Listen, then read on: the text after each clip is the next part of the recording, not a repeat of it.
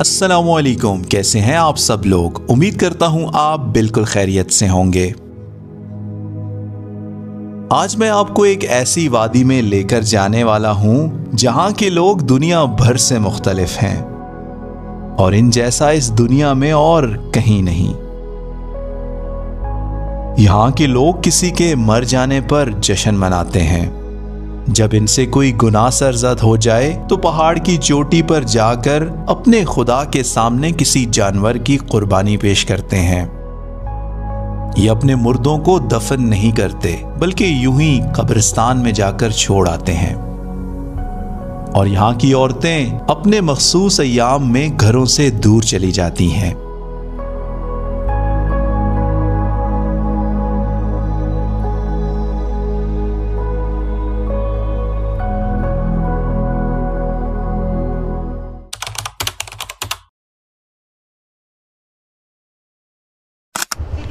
आज की कहानी शुरू करने से पहले ये खड़े हैं सामने हमारे एक सब्सक्राइबर जो कि इस होटल पे होते हैं, सनाउल्लाह इनका नाम है। काफ़ी देर से जो है ना हम खाना खा रहे हैं तो ये देख के ना मुस्कुराया जा रहा बार बार। फिर मैंने पूछ लिया, मैंने कहा खैरियत है, तुम इतना मुस्कुरा क्यों रहे हो? तो कहता है मैं आपका सब्सक्राइबर हूँ। चलें जी, खुश रहें, मुस्कुराते रहें। सनाउल्लाह। फ्यूल डलवाते हैं जनाब यहाँ से क्योंकि फुल बिल्कुल एंड पे लग चुका है। औज़ु बिल्लाहि मिनश शैतानिर रजीम, बिस्मिल्लाहिर्रहमानिर्रहीम। सुब्हानल्लज़ी सख़्ख़र लना हाज़ा वमा कुन्ना लहू मुक़रिनीन व इन्ना इला रब्बिना लमुनक़लिबून। अल्लाहुम्मा सल्लि अला मुहम्मद व आलि मुहम्मद व अज्जिल फ़रजहुम। 3 बजने वाले हैं तकरीबन और चित्राल से सफ़र शुरू कर दिया है। तकरीबन 11 लीटर फ्यूल मैंने इसमें डलवाया है क्योंकि देर से हमने फुल कराया था और चंदूर वगैरह सारा करके वापस चित्राल में ऑलमोस्ट एंड हो रहा था तो 11 लीटर इसके अंदर फ्यूल आया है। अभी चलते हैं और जो है आपको दिखाते हैं कैलाश वैली। चित्राल शहर से हम बाहर आ चुके हैं और वापस नेशनल हाईवे 45 जो कि दीर नौशहरा को जो है ना चित्राल से कनेक्ट कर रही है। और यहाँ से हमने अयून वैली जाना है और अयून वैली से जो है ना हमने इसको एग्ज़िट करना है और दरिया के राइट साइड पे हम चले जाएंगे कैलाश वैली में। चलिए जी, यहाँ से हम कैलाश की तरफ हमने टर्न कर लिया है। चित्राल से हार्डली कोई आधे घंटे का रास्ता है अयून वैली और ये सारा जो ना रोड के उस तरफ अयून वैली है। यहीं से होते हुए इन पहाड़ों की बैक साइड पे हमने कैलाश की तरफ जाना है। चित्राल की कोई एक भी टूरिस्ट डेस्टिनेशन ऐसी नहीं है जिस पे आपको ना बेहतरीन बना हुआ रोड मिले। सारे कच्चे पक्के रास्ते।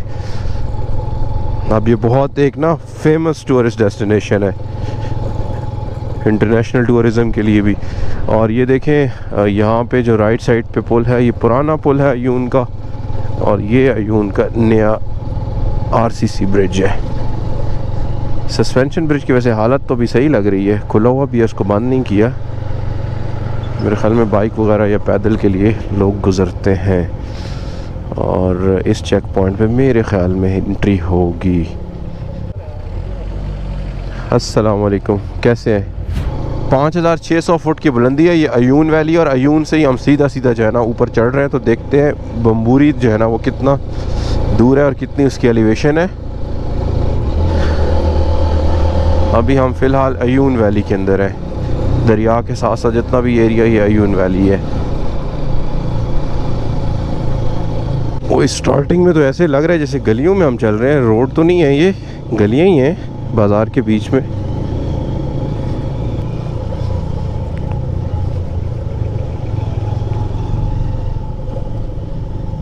अरे वाह, ये तो रेलवे के डिज़ाइन का पुल बना हुआ भाई दरिया अयून के ऊपर।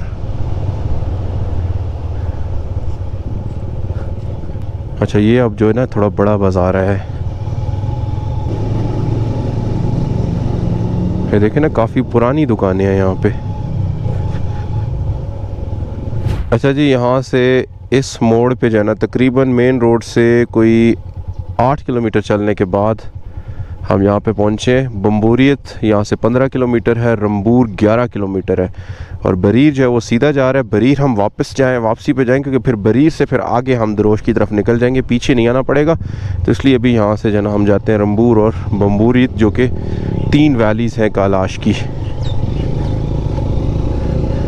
इसमें बीच में छोटे छोटे काफ़ी सारे गांव हैं, लेकिन जो मेन वैलीज़ है ना वो 3 ही है, रंबूर, बम्बूरियत और बरीर। तो रास्ता तो सारे ही कच्चा है, बीच में चढ़ाइयाँ भी हैं और काफ़ी तंग रास्ता है। मतलब 2 गाड़ियाँ एक टाइम में, कुछ जगह ऐसी हैं जहाँ से नहीं क्रॉस कर सकेंगी। है नहीं हो, let's explore the valley of Kailash.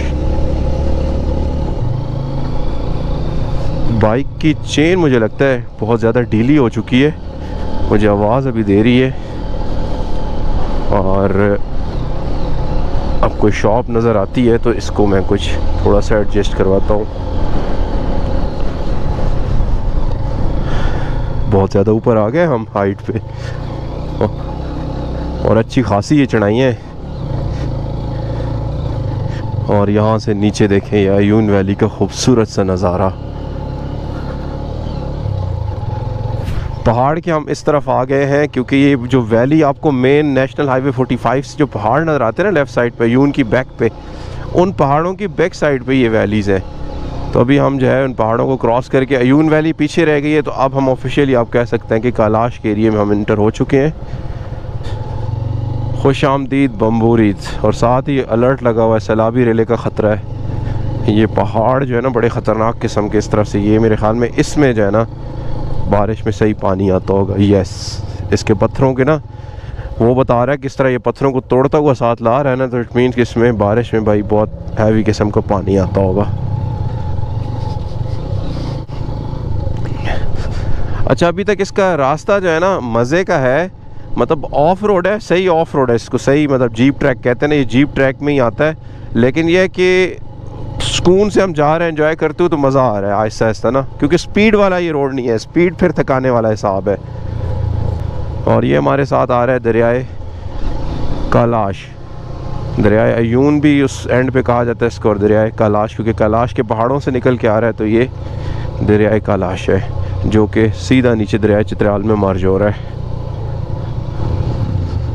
अच्छा जी, इस पुल का नाम है दोबाश पुल, क्योंकि ये जो जगह है ना, ये दोबाश इस जगह का नाम है। और इस पुल को क्रॉस करने के बाद यहाँ से 2 रास्ते हैं, एक राइट जा रहा है और एक लेफ़्ट। राइट वाला जो है वो रंबूर जाता है और लेफ़्ट वाला बम्बूरित जाता है। तो यहाँ पे लेवीज़ की चेक पॉइंट है, तो वो हमें रोक रहे हैं दोबाश में। अस्सलाम वालेकुम, कैसे हैं? ठीक है, आप खैरियत से हैं?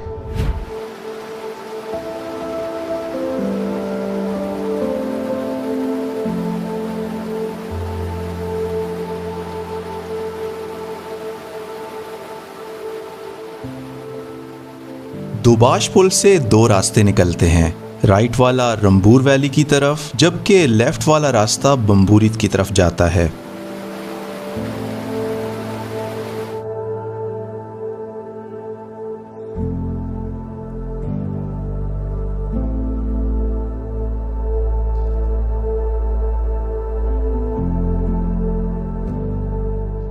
बम्बूरित वैली में 5 छोटे छोटे गांव हैं, अनीश, ब्रून, बातरीक, करकाल और शेख अनंदा।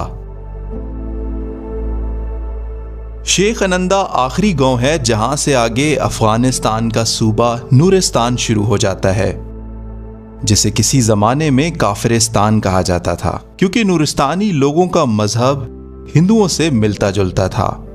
लेकिन वक्त के साथ साथ ये लोग मुसलमान होते गए और काफिरिस्तान अब नूरिस्तान है। बम्बूरित वैली के 3 गांव ब्रून, बातरीक और करकाल ऐसे हैं जहां 60 to 70% कालाशा कबीले के लोग आबाद हैं, जबकि बाकी लोग मुसलमान हैं।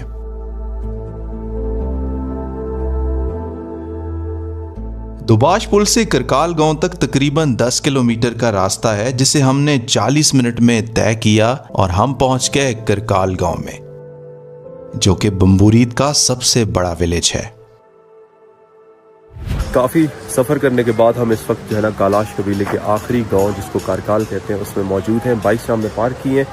कुछ यहाँ पे हिस्टोरिकल कल्चरल चीज़ें हैं, उस तरफ हम चल के जा रहे हैं, देखते हैं क्या देखने को मिल रहा है और आपको भी दिखाते हैं। अच्छा जी, यहाँ कितना मज़े का जो है ना पानी का एक नाला आ रहा है और ये एक पुल सा बना हुआ है सस्पेंशन ब्रिज, जिसको हम क्रॉस करके दूसरी तरफ जा रहे हैं।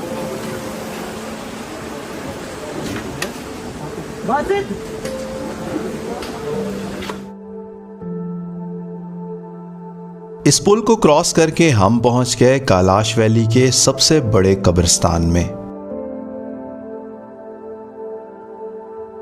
कैलाश वैली के लोगों को कालाशा कहा जाता है। ये लोग मुसलमान नहीं हैं। ये लोग हिंदुओं की तरह बुतों की पूजा भी नहीं करते। इनका एक अलग खुदा है जिसकी ये इबादत करते हैं। करकाल गांव का ये कब्रिस्तान सैकड़ों साल पुराना है। कालाशा लोग फौतगी का जश्न मनाते हैं। इन्हें यकीन है कि ये जिंदगी आर्जी है और मरने वाली रूह अपने खालिक की तरफ लौट रही है। यहां मरना बहुत महंगा है। फौतगी वाले खानदान की तरफ से 3 दिन तक पूरे कैलाश वैली के लिए दावत का एहतमाम किया जाता है, जिस पर तकरीबन 20 से 25 लाख तक खर्चा आता है।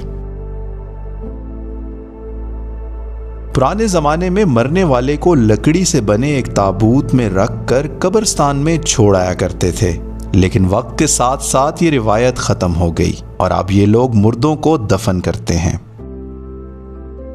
अच्छा, यहाँ पे एक पुराने ज़माने में ट्रेडिशन होता था कि जिसकी डेथ होती थी ना, उसको दफन करते हुए लकड़ी को तराश कर 2 मुजस्मे स्टैचूज़ बनाए जाते थे।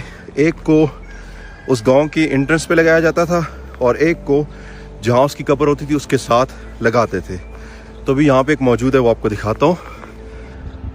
ये इस चारपाई के नीचे कब्र है और ये साथ ही साथ जो है ना 2 जो है ना स्टैचू लगाए गए हैं।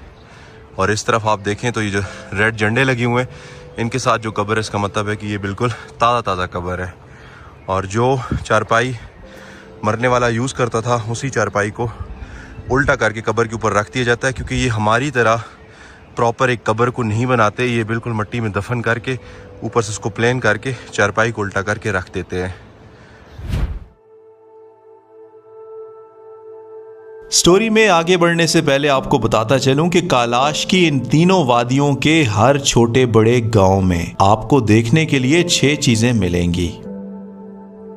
यहां के पुराने कदीम ट्रेडिशनल हाउसेस, कालाशा कबीले का मुनफरिद कब्रिस्तान, एक टेंपल जहां पर ये लोग इबादत करते हैं, अल्तर, पहाड़ की ऊंचाई पर बनी हुई एक ऐसी जगह जहां अगर किसी शख्स से कोई गुनाह सरजद हो जाए तो वो उसकी तौबा के लिए वहां पर किसी जानवर की कुर्बानी करते हैं। हर गांव के अंदर आपको एक डांसिंग प्लेस नजर आएगी जहां पर ये लोग अपने कल्चरल इवेंट्स को ऑर्गेनाइज करते हैं।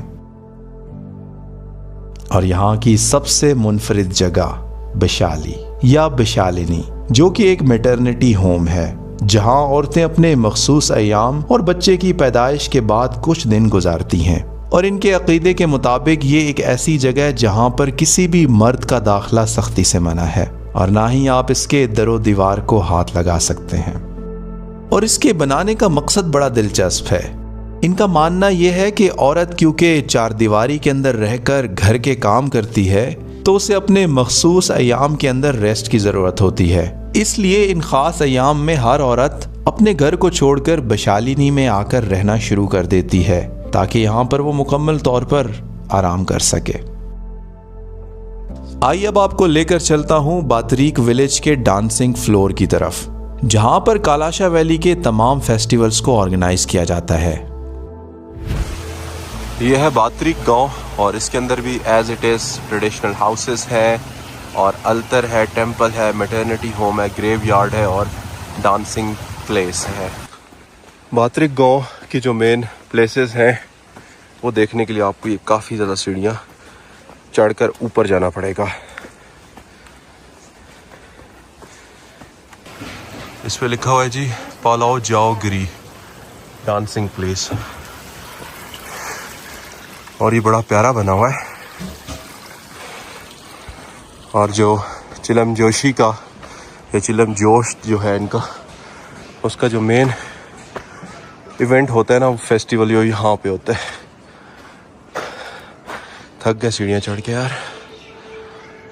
ये डांसिंग प्लेस है और यहाँ पे फेस्टिवल को देखने वाले लोग खड़े होते हैं।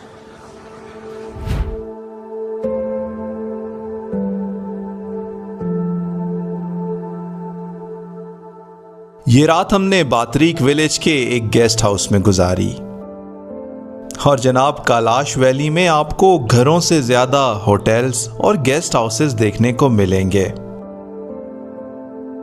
अस्सलाम वालेकुम, good morning from the beautiful valley of Kailash.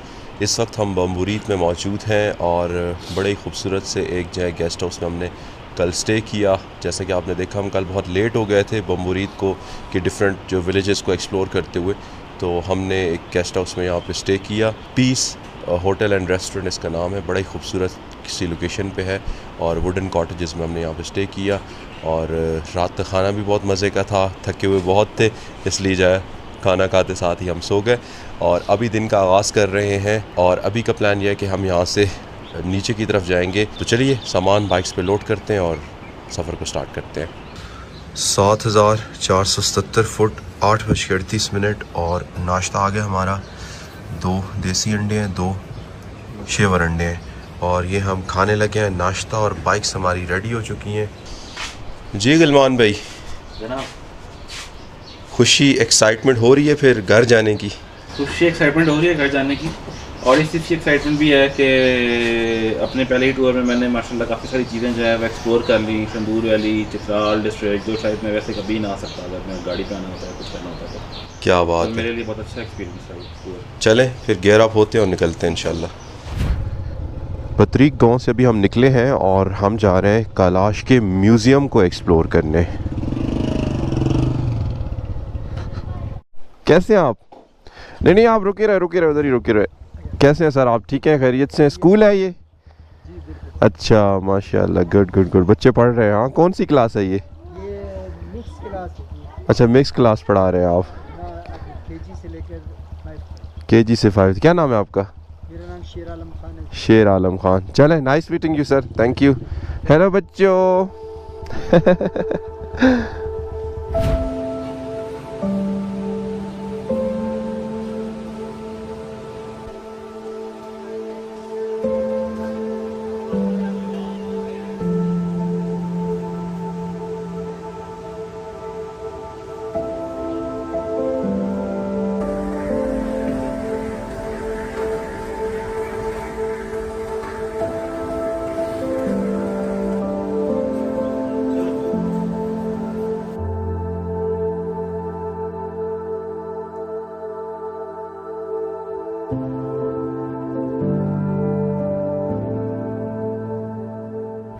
इस वक्त मैं कैलाश म्यूज़ियम के अंदर हूँ और म्यूज़ियम की बड़ी ही खूबसूरत बिल्डिंग मेरे पीछे आपको नज़र आ रही है।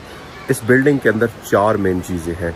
ग्राउंड फ्लोर के ऊपर एक एरिया म्यूज़ियम का है, मेन एंट्रेंस के लेफ़्ट साइड पे, और राइट साइड पे पहले एक BHU होता था जो कि अब ख़त्म हो गया, लेकिन डिफरेंट जो ऑर्गेनाइजेशंस हैं बाहर की वो यहाँ पे आती हैं और साल में काफ़ी दफ़ा जो है ना यहाँ पे फ्री मेडिकल कैंप्स लगते हैं, तो उनके लिए वो एरिया रिजर्व किया गया। इसके अलावा जो फर्स्ट फ्लोर है उसके ऊपर एक ट्रेडिशनल और कल्चरल स्कूल है जो कि सिर्फ और सिर्फ कैलाश कबीले के जो लोग हैं उनके बच्चों के लिए उनके ट्रेडिशन, उनके कल्चर को वहाँ पे पढ़ाया जाता है। इसके अलावा जो टॉप फ्लोर है उसके ऊपर एक बहुत बड़ी जो है लाइब्रेरी बनाई गई है।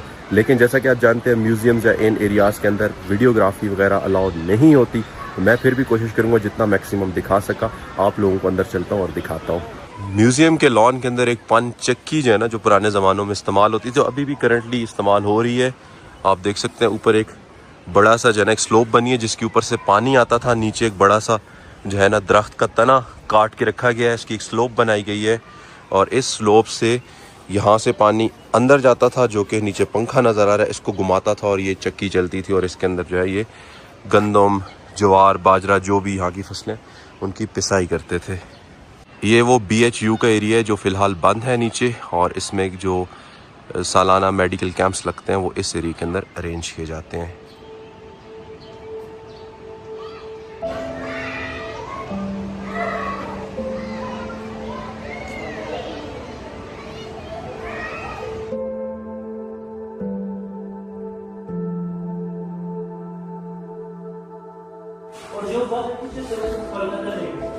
इधर कुछ पुरानी चीज़ें पड़ी हैं म्यूज़ियम के अंदर।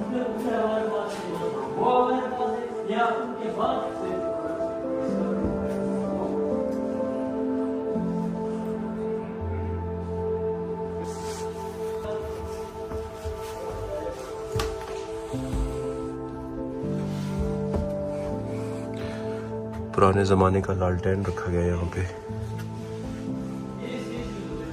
बड़ा वेल डेवलप म्यूजियम है भाई ये। एक ग्रीक एनजीओ ने जो है ना इसको बनवाया है यहाँ पर, उनके तावन से ये बनाया गया है। और ये देखें एक चारपाई रखी हुई है, ये देखें किचन के एरिया आसपास ना कुर्सियाँ लगी हुई हैं, बीच में कढ़ाई जहाँ खाना बन रहा है और पीछे ये किचन के ना बर्तन वगैरह यूटेंसिल्स।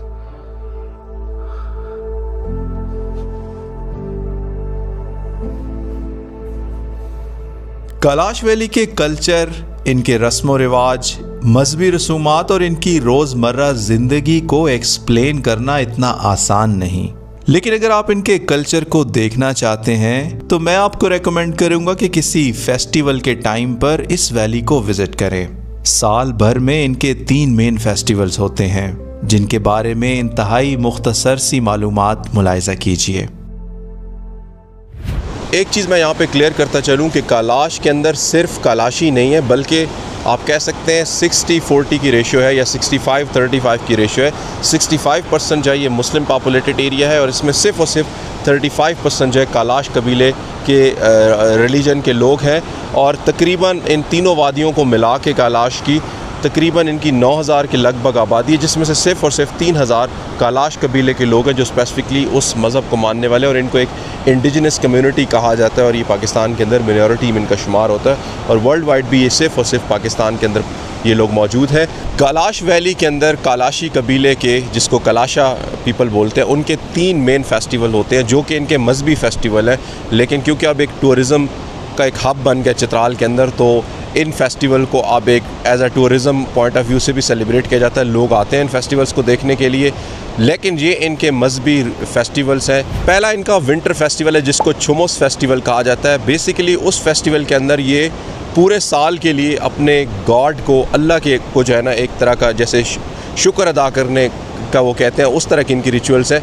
रिचुअल्स हर फेस्टिवल्स की इनकी सेम है। ये डांस करते हैं, नए कपड़े पहनते हैं, कल्चरल खाने अपने एंजॉय करते हैं और इस तरह की जो है ना ये चीज़ें करते हैं। इसके अलावा दूसरा इनका जो फेस्टिवल है वो स्प्रिंग का फेस्टिवल है जिसको चिलम जोशी या चिलम जोश कहा जाता है। ये फेस्टिवल बेसिकली इनका स्प्रिंग की एक, क्योंकि स्प्रिंग सीज़न यहाँ पे लेट स्टार्ट होता है, मई के महीने में स्टार्ट होता है, तो मई के महीने में ये फेस्टिवल सेलिब्रेट किया जाता है। इस फेस्टिवल के अंदर बेसिकली वो अपनी क्रॉप्स को ग्रो करना स्टार्ट करते हैं, तो उस सिलसिले में ये अपना जो है यहाँ पे एक फेस्टिवल अरेंज करते हैं जिसमें अगेन वही डांसिंग और कल्चरल खाने और ये सारा कुछ है ये करते हैं। तीसरा इनका फेस्टिवल आपके सामने लिखा हुआ आ रहा है। ये फेस्टिवल बेसिकली अगस्त के महीने में मनाया जाता है जब फसलें तैयार हो जाती हैं, पक जाती हैं, जब उनको की कटाई का ज़माना आता है जिसको हार्वेस्टिंग सीज़न कहते हैं। उस सीज़न को भी ये लोग सेलिब्रेट करते हैं फसलों की कटाई से पहले।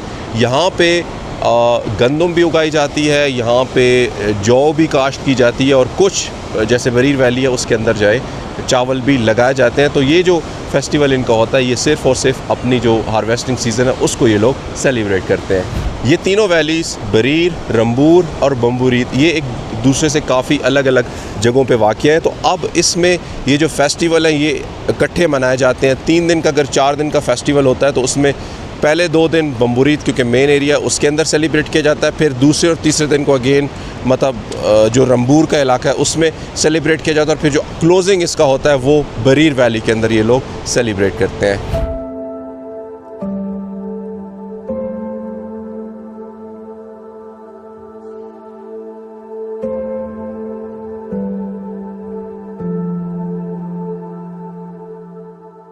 ये जो रास्ता आप देख रहे हैं ये बरीर वैली की तरफ जा रहा है।